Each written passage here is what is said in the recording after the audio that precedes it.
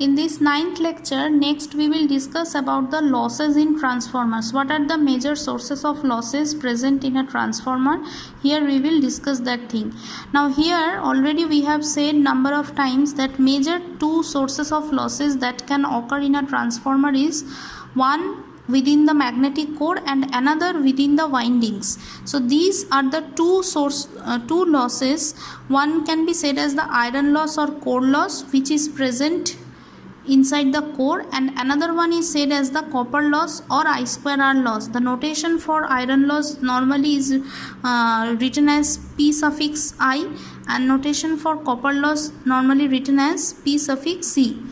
So iron loss or core loss and copper loss or I2R loss, these are the two major sources of losses, and some other losses are also there, but those are not that much significant compared to these two losses. Now, what is iron loss or core loss? Iron loss occurs in the magnetic core of the transformer, and this loss is the combination of hysteresis loss and eddy current loss.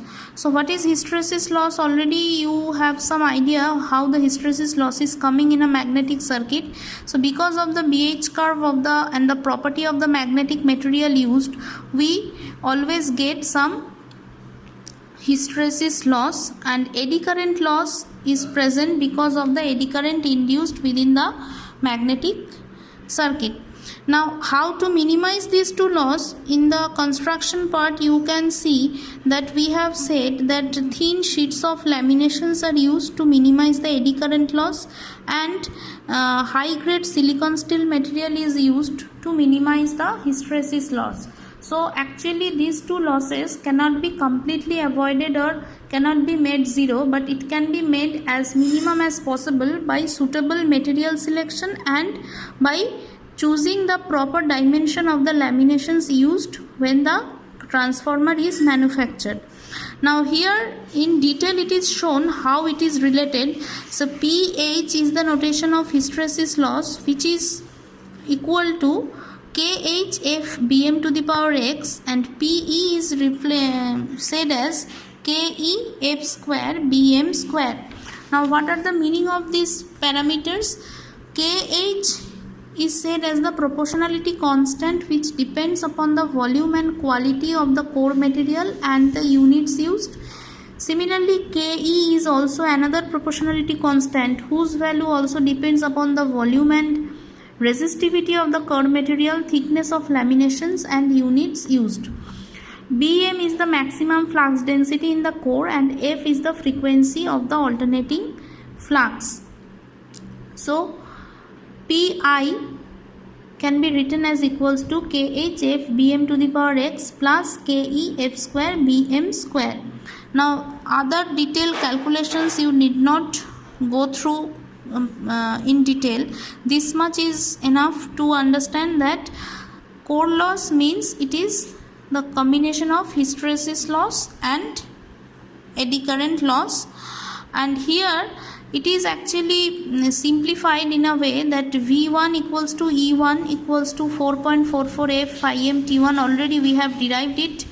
Now F phi m is written in terms of Bm into AI, and Bm is mentioned as V1 by 4.44 F AI into T1. Then we are just replacing the value of Bm in the expression of pH. It is coming as equals to like this, KH into F into this Bm into V1 by 4.44 F AI into T1 to the power x. Now finally we are observing that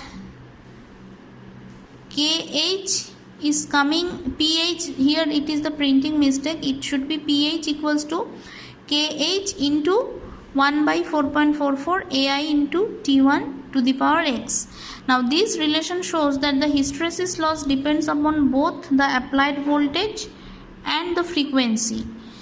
And what about the eddy current loss? Eddy current loss basic equation is this one, KEF square Bm square, and again we are replacing the value of Bm in terms of V1 and Ti. Then we are getting it as KE V1 square. Now this relation shows that the eddy current loss is proportional to the square of the applied voltage, and it is independent of frequency. So overall the total core loss can be written as in terms of these parameters like Kh V to the power x F to the power 1 minus x plus Ke into V square. Then we come to the copper loss or I square R loss, which is denoted as P suffix C. So copper loss is the I square R loss which takes place in the primary and secondary windings because of the winding resistance. Already we have discussed it, but here we see it is just the summation of the two winding losses. So I1 square into R1 plus I2 square into R2, that is the total copper loss we are getting from the both windings. Now we are just simplifying this expression.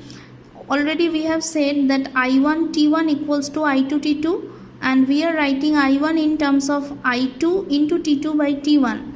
So we are writing PC as just replacing the value of I1 in terms of I2, and we are simplifying it in this way that it is coming I2 square into R2 plus T2 by T1 square into R1. So which is actually I2 square into RE2. So RE2 is already discussed when we have discussed about the referred values. So RE2 is the resistance of the two windings referred to secondary side.